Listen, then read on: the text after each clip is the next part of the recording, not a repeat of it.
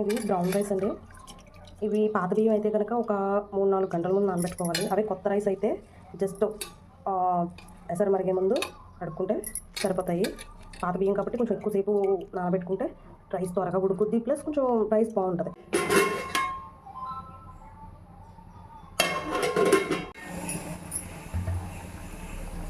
ఎసరు మరుగుతుంది.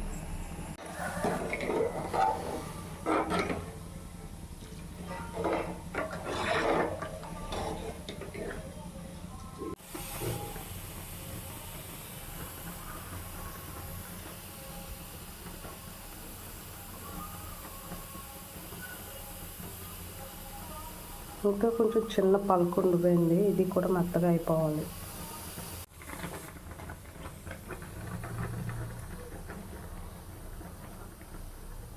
సరే చూద్దాం, ఉడికిపోయిందండి.